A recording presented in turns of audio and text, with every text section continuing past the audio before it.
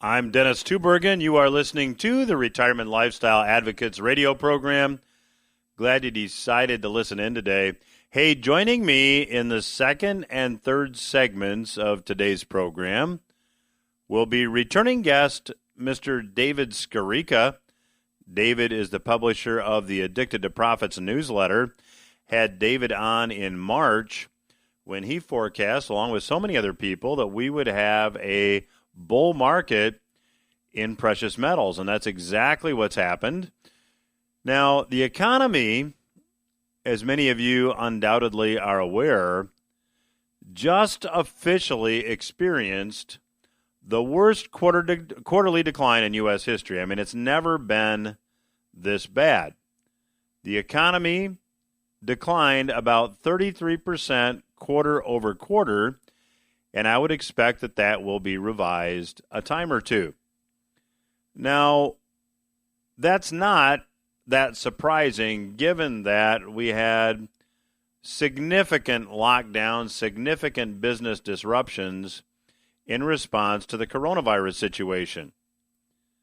Now, just as expected, in my view anyway, will be more stimulus coming from Washington. In fact, it's already being discussed.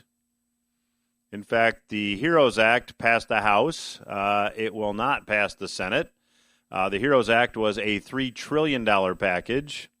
The Senate recently passed their own version of a stimulus package with a price tag of $1 trillion. So it's probably safe to say that the next stimulus package will be somewhere between $1 and $3 trillion in spending. Now, as we also all undoubtedly know, there is no money to fund another stimulus package.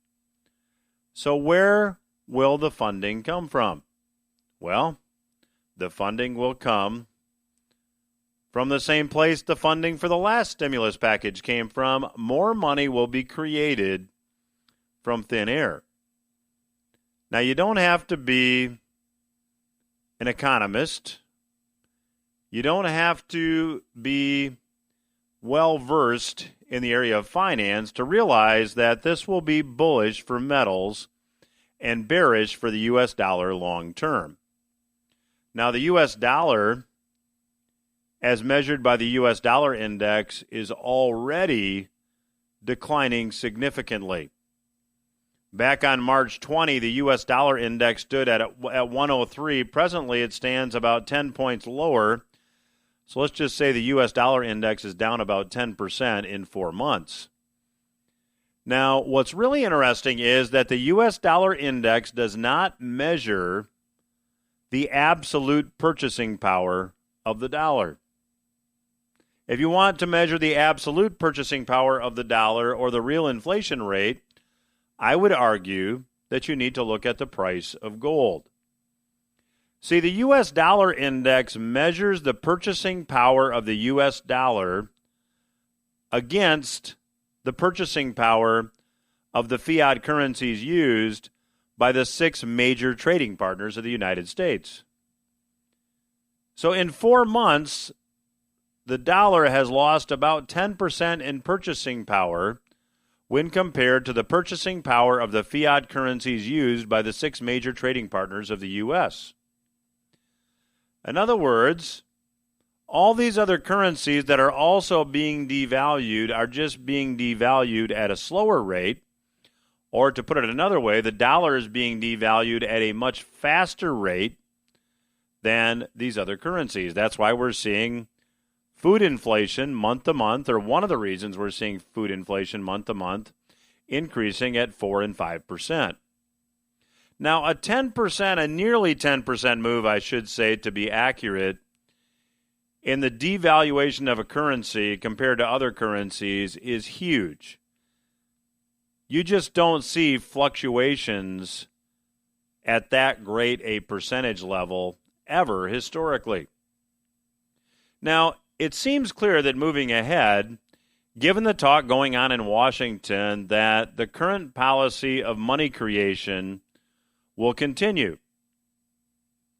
I mean, what is the other choice? The other choice is to not continue to print money. Now, if that happens, we will see a deflationary end result, not unlike the one we saw in the 1930s.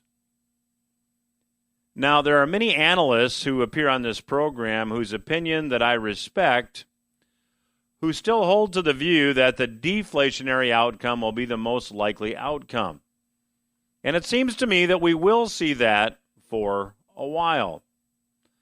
But it also seems to me that we may be past the point of no return when it comes to money creation. I mean, going all the way back to the financial crisis in 2008, I wrote a book shortly after that in which I outlined the fact that based upon the fact that the Fed was embarking on this policy of easy money, of creating money literally out of thin air, we would have to see one of two economic eventualities. One would be a deflationary outcome. Deflation occurs when debt reaches the system's ability to service the debt or handle the debt. Once the system reaches that level, you see debt now that has to be purged from the system, and that's deflation. The other eventuality that I talked about was that the Fed would just continue to print money until confidence was ultimately lost in the currency, and we would have an inflationary or hyperinflationary outcome. Either outcome involves a reset. Now, you may hear that term frequently. What is a reset? Well, a reset occurs when unsustainable economic conditions exist. A reset occurs when unsustainable economic conditions exist. Presently, debt levels in the private sector and on the balance sheets of every level of government, I should say nearly every level of government, are totally unmanageable. At the federal level, debt and unfunded liabilities are now well in excess of $100 trillion. In fact, past guest here on this program, Professor Lawrence Kotlikoff, says the fiscal gap of the United States is in excess of $200 trillion. It's hard to fathom that amount of money, but third grade math has you concluding that this debt and these levels of liabilities, unfunded liabilities, will never be paid. And yet, the federal government continues to spend at levels never before seen. That begs the question, why? Well, reversing the spending trajectory. If you quit printing and spending, you get a deflationary 1930s style reset. We are in an election year. What are the chances of that? Can we say slim to none?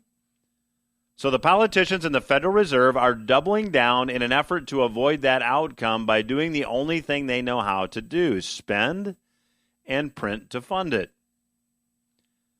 This course of action, if it continues, assures the reset will be inflationary or even hyperinflationary.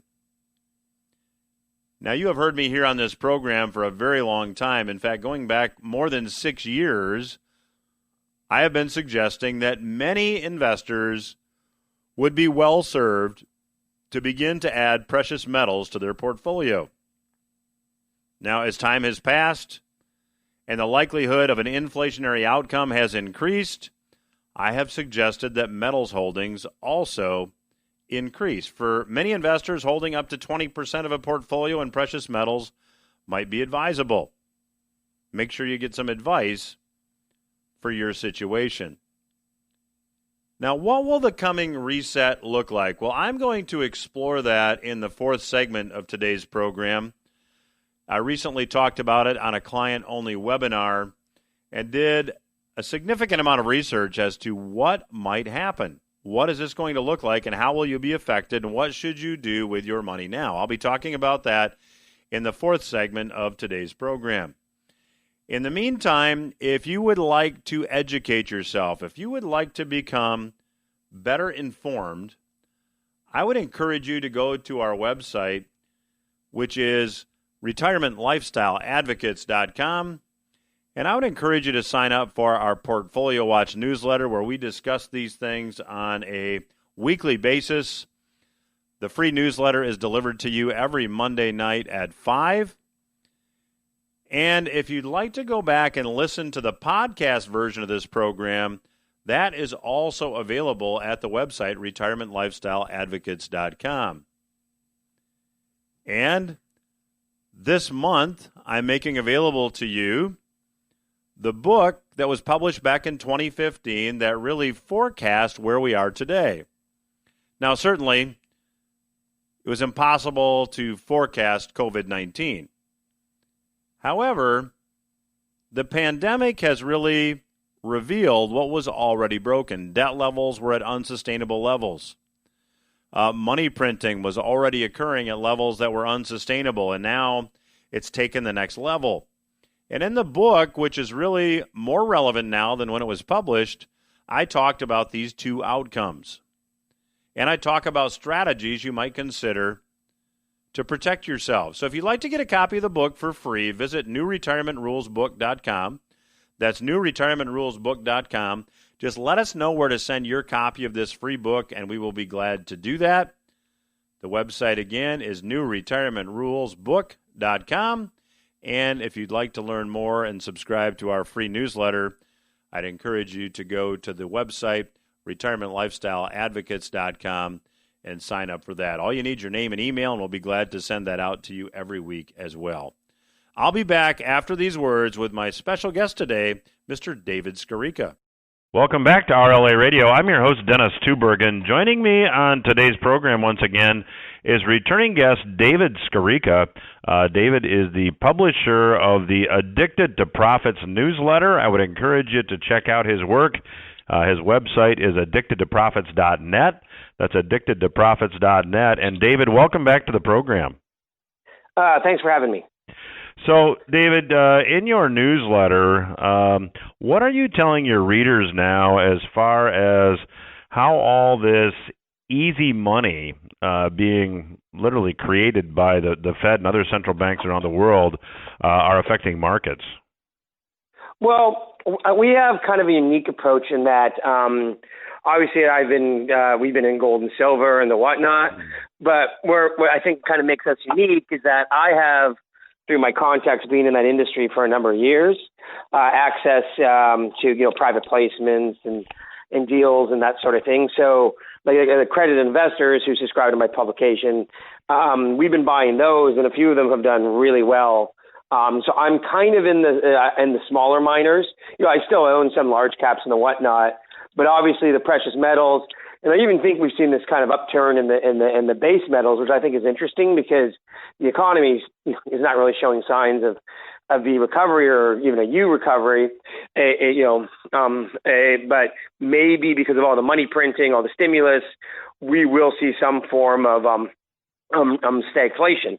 So obviously, to be in the gold and precious metals, I think even some of the base metals are okay. I would like to see a bit of a pullback in those because I do think the market will roll over and that could short-term hit some of those base metals. But I think that's a buying opportunity because, again, if you have some kind of pullback in the market and it's obvious maybe that the economy isn't coming right back up and there's more stimulus, I think that could lead to this kind of stagflationary sort of environment because of all the debt that's out there, both personal, government, and corporate. I think the central banks and the whatnot are going to do kind of whatever it takes to avoid some kind of big, debt crisis, which, like similar to, say, happened in 2008. So, Dave, when you look at, central bank policy and you state that they're going to do whatever they can do to avoid another debt crisis, when you look at debt levels in the private sector and the public sector, they are off the charts. And it seems like there are only two possible economic outcomes here. One, they allow a debt crisis to occur, or two, they try to paper over that problem, which creates a hyperinflationary environment. Do you see it differently than that? No, but there are kind of unique circumstances each form of debt. Obviously, the government, they can just print their own money to pay for their own debt, QE or whatever you want to call it. And then in the corporate market, people are talking about the Fed buying corporate bonds. That's not really the big deal. If you go look what happened in the first quarter, the bigger deal was actually the Fed.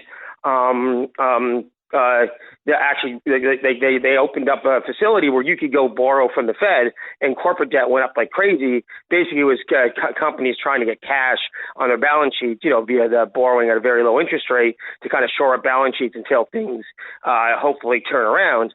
So I think what would happen more than likely is instead of at the corporate level, instead of seeing mass bankruptcies, what you could see is these companies just essentially borrowing from the Fed, using that to pay off, say, their own debt, and then they can just old debt and keep rolling it over. But the problem is, if the economy doesn't get better, what happens is these companies can stay solvent, but they almost become like zombie companies, right? They almost become like they're just using that Fed facility to keep from going under, but they're not making any money. They won't be doing any investments in R&D or in their businesses, and they'll just kind of be zombie companies. And I guess that's kind of similar to what happened in Japan in the 90s.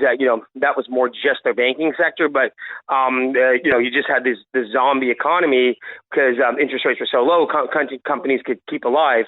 And then finally, at the personal level, that's where it becomes the most difficult. Mortgage debt, credit card debt, student debt, etc.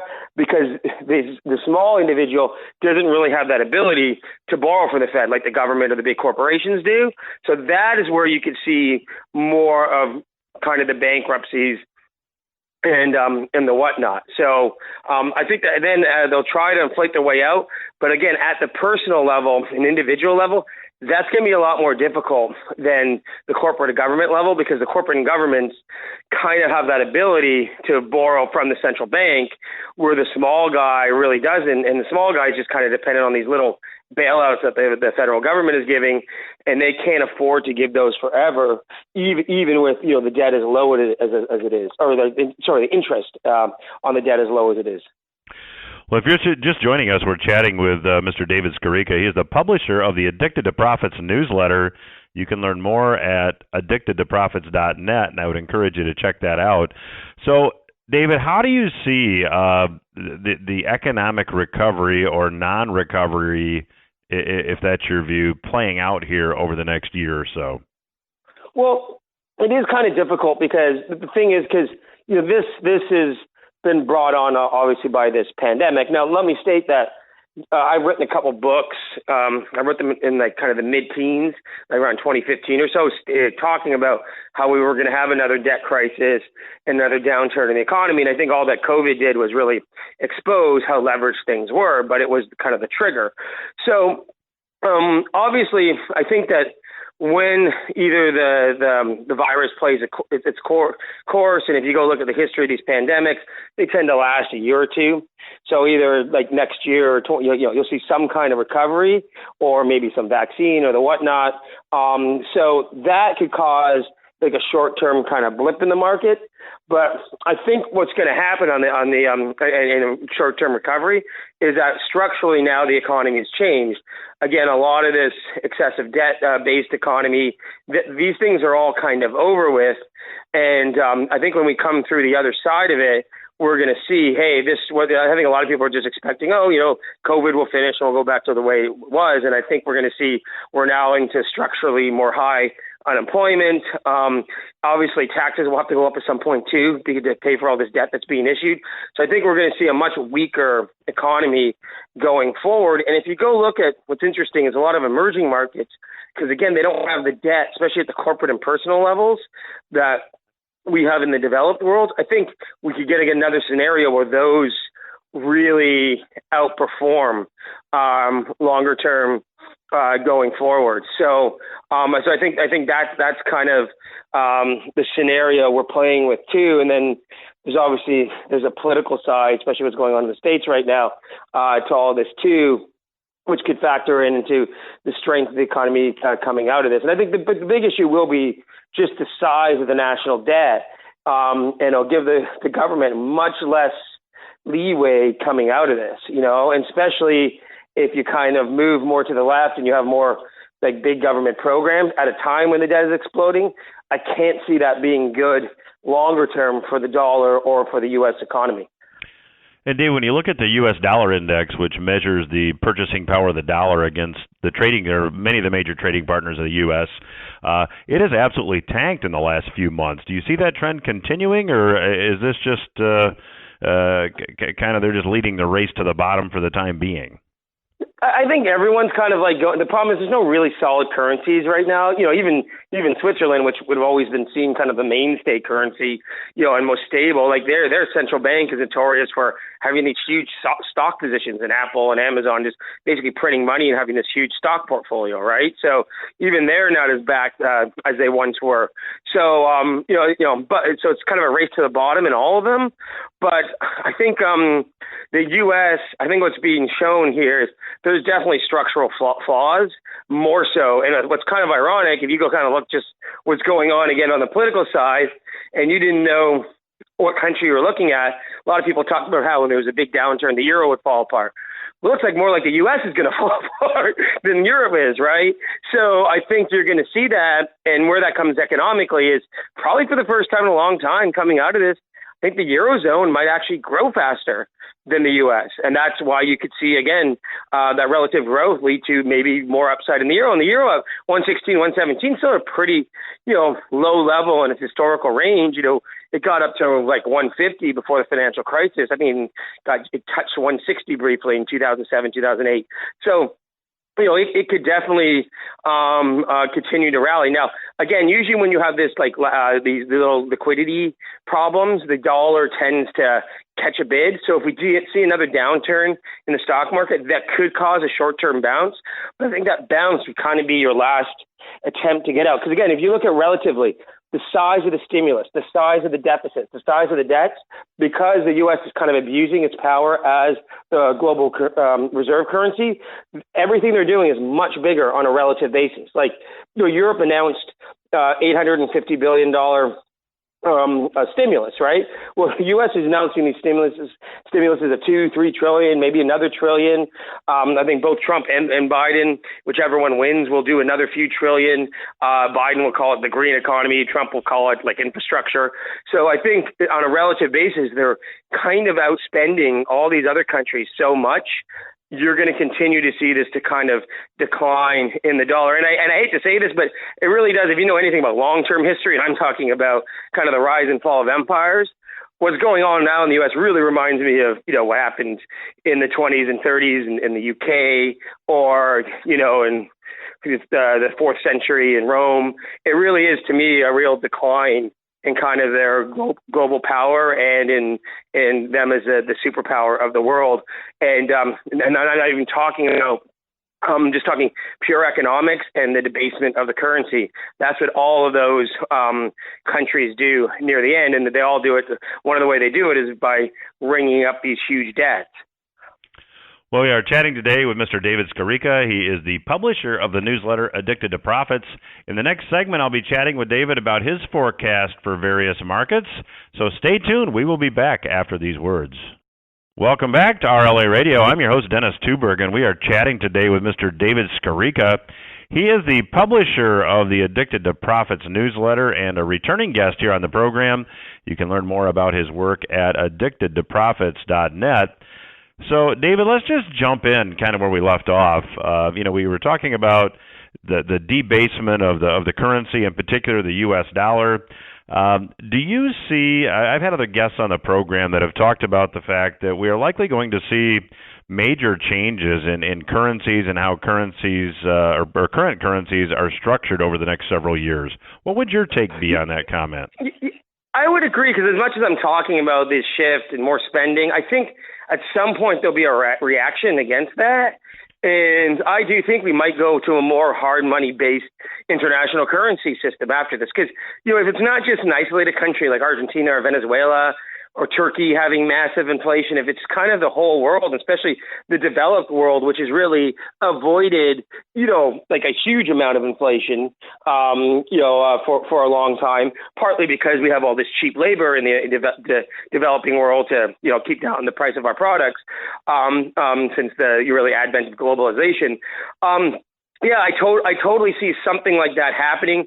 And I think because, if you go look at, you have China, but there's going to be really no clear cut economic power. India is still going to have a very high rate of growth for a while. It may surpass China at some point because they have much better demographics. You have places like Brazil, obviously the Eurozone. As much as, people bash the Eurozone because it tends to be socialistic, if you go look at, because of Germany and even Italy, the Eurozone is a huge exporter and actually runs a trade surplus and current account surplus. So I think you could see this kind of combination with maybe dollar being part of it, but with the currencies having to be backed by gold or, higher restrictions put on, kind of like the Eurozone tried to do, but doesn't really work. But maybe at some point they'll be more strict with it. Restrictions on the amount of spending you can do, et cetera, et cetera. So I could definitely see a new currency regime coming out of this, but I think you would have to see some kind of like Bretton Woods basically started because you had the Great Depression and World War II. Well, I think you would need to see, probably something nasty and really bad happen, probably on the inflation front, before we come into a system like that. Yeah, David, let me jump in because you were on back in, I think it was March of this year, and at that time you were bullish on gold and silver. That's obviously been a good forecast. Where do you think gold and silver go from here based on your analysis and research? Well, I'm still bullish. I'm obviously not as, I think at that time, I was really aggressively bullish because they got taken down and kind of that, or kind of the sell-off and liquidation that happened in March when the whole COVID really broke out and the lockdown started and the economy just came to a halt. And, silver, I think, went down to $11 to $12 an ounce. And I actually bought calls on the SLV in our newsletter the day of the bottom. Now, not every trade you're going to be that lucky on. And then I'm just about to sell about half the position right now because they're up like 5-6x. So and that's just calls on basically an ETF that tracks the metal, not even the leverage that you get in the stock. So I'm still bullish. I think right now we're having some technical difficulty with that 2000 area in gold and 25 area in silver. Both kind of round numbers, that kind of more psychological than anything else. So I'm still bullish because I just don't see this stopping. The amount of printed money, and remember, in a way, you think, oh, this is just the worst part of this. But remember, in both the U.S., Canada, and a lot of Europe, we're seeing these inflated, unemployment insurance claims or money's given out, et cetera. And at some point, those are going to stop. And then that could hurt the economy really even more and can be more money printing. So right now, I think we're really in this breakout.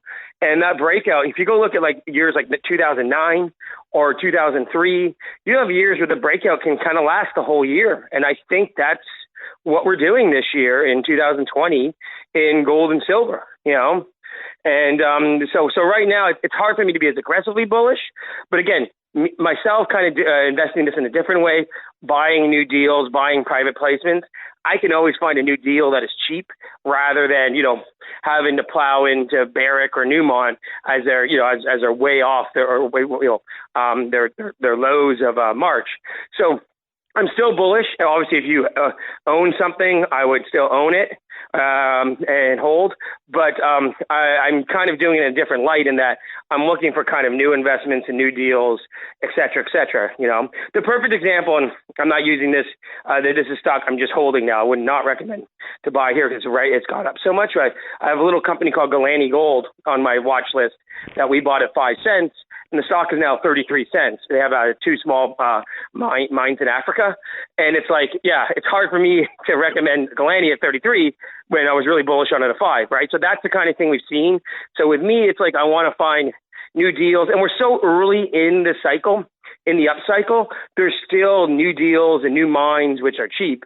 I don't think that will be the case in a couple of years, but I think right now I'm still bullish. And by the way, I really think this is different. People talk about the 70s or even the 30s, times when gold did relatively better than stock market. I think this really is this kind of shift and the kind of decline of the U.S. empire. And that is a lot different investment environment than, say, just, the inflation of the 70s. And I think that makes the bull market in gold and silver kind of more ferocious. Do you have any upside targets for gold and silver that you're publishing? It's hard to know. Like, I do like the Dow to gold ratio, where they meet roughly at 1-to-1. The Dow and gold ratio met like about 1,000 on the Dow, 800 on gold back in 1980. They met at both. I think the Dow bottomed at around 40 to 50, and gold was 35 back in the 30s. So something like that. But the problem is, again, how much money you're going to print, how much inflation you're going to get. Is it 20,000 on the Dow and 15 on gold? Is it 50 on the Dow if you got hyperinflation and 40 on gold? I don't really know, but I do think it's significantly higher than here. Remember, we are just breaking out of the 2011 high. And you go look at that chart, it was a beautiful 6-7 year base after that 2011 high. And then, this year we started to break the resistance, and now we're breaking out the high. So usually when you get something like that going on, it's kind of like when you broke the highs back in I think it was in 2008. The market kept going up for another 3 years. So with that kind of big base and us just breaking out this multi-year high, I would think we have a few years left in this at the very least. And I don't know, maybe the 220s ends up being like the 70s, like the whole decade. There'd be a big setback in gold prices at some point in there, but it just could be this inflationary decade where gold rises almost the whole decade. Like I said, I don't like to give price targets because I find myself, I'm kind of nimble, and if I see signs of frothiness, I'll get up. But I would definitely think at the minimum I think you're looking at 5,000 and that would be with a more deflationary scenario plays out, and the Dow has a 60% bear market or something. So let's talk about stocks, because it seems that there's not much participation in the upside of the market at this point. We talked about that briefly before we started to record today. Where do you see stocks going here for the rest of the year? Yeah, the market is really interesting because if you go look at the S&P 500, it's something like 6 stocks are on average up like 30 or 40%, and that's the Apples, the Amazons, etc. And the rest of the S&P 500, like the other 494 stocks, are down 2% year to date. And then, of course, there's a lot of sectors like airlines or cruises, etc. They're down, 50, 60% year to date. So I think the NASDAQ 100, again, the top 6 stocks make up over 50% of the index, which is higher than it was even at the 2000 top when it set a record then, when all those big cap tech stocks are going higher. So it's a very thin rally, and if you go look at the charts, and I'm talking the long-term charts of Microsoft, Amazon, Apple, etc., they're totally parabolic, and at some point that bubble is going to pop in them. And they had that hearing, the monopoly type hearing on Congress or Senate. So maybe the thing to pop it will be some politicians will try to break up a few of those companies. Go to the Teddy Roosevelt way, right? So at some point, I just don't know when that's going to happen. And because now you have the advent of all these Robinhood traders, they're just chasing those companies as well. And, the hedge fund robots are kind of all programmed, and because those stocks are going up, all the momentum money is going into them. It's really a question of when those stocks kind of begin to decline, and no one knows when that is. Now, you would think that, again, actually maybe the lessening of the pandemic would actually hurt them, because those companies have all been able to operate, right? While, like Walmart has been able to open while a small mom and pop shop had to shut down. Google and Apple, everyone's on their phones, right? Netflix, everyone's watching Netflix because they're stuck inside.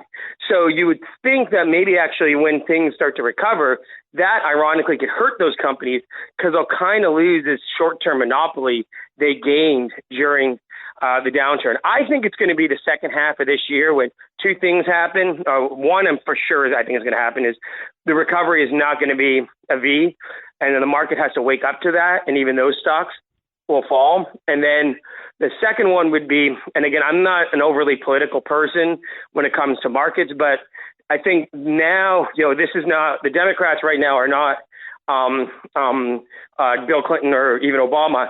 They're much more to the left. And if you go look at a lot of Biden's policies, it's very negative for the stock market, much higher capital gains, taxes, et cetera, et cetera. I think because of the populist movement, there also could be maybe even a lobby to get rid of stock buybacks. So if it looks like there's a Democrat wave is coming, I think a lot of people might just cash in gains, and that could do it as well. So, I mean, no one's looking at that right now, or these Robinhood traders sure as hell ain't looking at that. So I definitely think the second half of this year, when there's the realization that this recovery is not coming, and maybe with more unfavorable policies towards owning financial assets are coming, I think that could really cause the market to roll over. And by the way, if you go look at market cap to GDP, because GDP collapsed in the second quarter, and the market, the S&P is really only about 5-6% off its all-time high. Market cap to GDP is now almost at a record level. So the market is extremely, extremely expensive. Now, maybe because rates are zero and inflation is going to pick up, you can get a little higher multiple on the market because of that, but it's still very expensive. Well, our guest today has been Mr. David Skarica. His newsletter is Addicted to Profits. You can learn more at addictedtoprofits.net. David, nice to catch up with you. Appreciate the update, and we'd love to have you back down the road. Yeah, it'd be great to be here. And I think the fall will be an interesting time. So maybe, by then, maybe the market had rolled over and precious metals are even higher. Yeah. Well, terrific. Well, we will check back in with you then, and RLA Radio will return after these words. Welcome back. You are listening to RLA Radio. I'm your host, Dennis Tubbergen. Glad you decided to tune in today. Hey, if you were with me for the first segment of the program, I talked about the fact that we are likely going to see a reset of some type. Now, a reset occurs, as I mentioned in the first segment, when unsustainable economic conditions exist. And presently we have money printing, money creation that is certainly occurring at an unsustainable level. And we have debt levels in the private sector and in the public sector at every level of government that are also unsustainable. So in this segment, I want to talk a little bit about what this reset might look like and what you might want to think about doing to protect yourself. Now, I talk about this in depth in my August client newsletter, and one of the things that I think we're going to see happen over the next several years is I think we're going to see anywhere from a third to nearly half of all colleges and universities cease to exist. Now, Professor Scott Galloway agrees. Top-tier universities with large endowment funds will probably be fine financially, but many second-tier universities and colleges that have limited endowments will unlikely survive. In fact, as I point out in my August client newsletter, there are already entire campuses for sale in the United States right now at prices that would have been considered to be bargain basement prices just a year or two ago. The American Alliance of Museums published the results of a survey last week that was conducted among 760 member museums. One-third of museum directors reported a high likelihood of the museum closing permanently within the next 16 months. Now, many small businesses devastated by lockdown orders have also closed, and now lockdown orders are again being imposed in many states, and a lot of small businesses that managed to weather the initial round of lockdown orders are now closing permanently. According to the New York Post, as many as one-third of New York City's businesses will never reopen. Of the businesses listed on Yelp, the review site, as being temporarily closed due to government-imposed lockdowns, 55% now convey they are permanently closed, never to reopen. Now, these developments are all deflationary, and in my view will lead to another collapse in the banking system, which I believe is inevitable.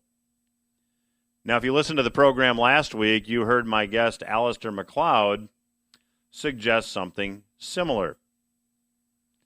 And it is this banking system failure that ultimately may lead to a loss of confidence in the currency, which is always the path to an inflationary currency failure. In fact, Mr. McLeod wrote a piece about it in which he said, governments and central banks can be expected to cooperate with each other to stop their currencies collapsing, but ultimately it's a matter for the general public.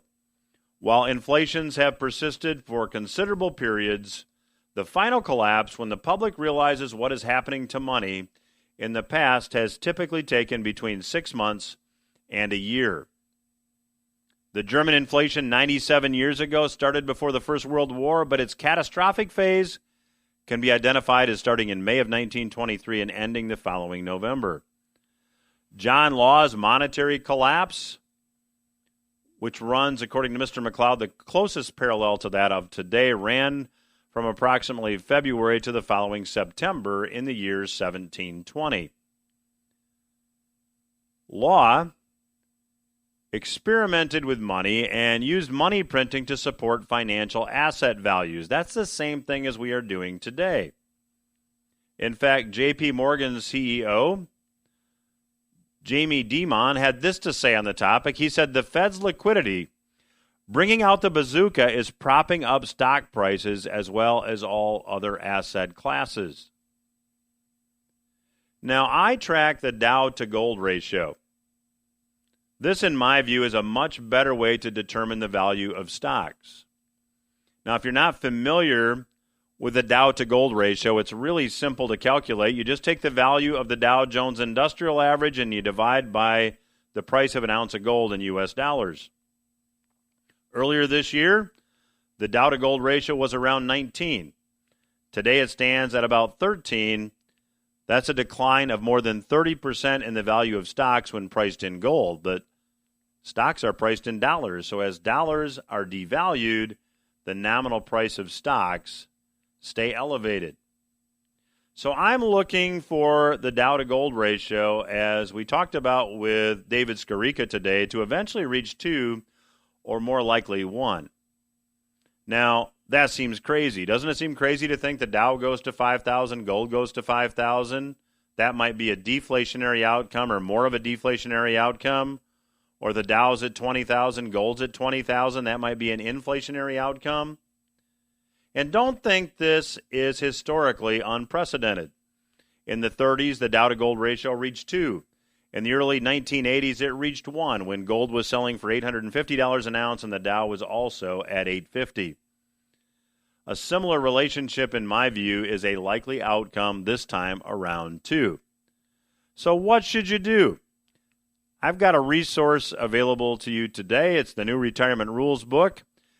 You can get it by visiting newretirementrulesbook.com, and we'll be glad to send you a complimentary copy of the book. In it, I talk about strategies you can consider to protect yourself, and also, interestingly, the book was published 5 years ago when the Fed was engaging in money creation, but not nearly to the extent as they're engaging in that activity today. So the book was spot on in what was going to happen. Certainly it's difficult to predict the when, but the strategies outlined in the book are still very applicable today. I would encourage you to go get your free copy at newretirementrulesbook.com. Also, if you would like to get a copy of our weekly Portfolio Watch newsletter, it's available for free. All you need to do to get your copy is visit the website, retirementlifestyleadvocates.com. The website, again, is retirementlifestyleadvocates.com. You can sign up for the Portfolio Watch newsletter there. You can also go back and listen to all the podcast versions of this program, including my interview today with Mr. David Skarica. Well, I will be back again next week with a very special guest expert who was on the program last year and predicted a significant decline in the U.S. dollar. I know you'll look forward to that conversation. So until next week, have a great week. I'll talk to you then.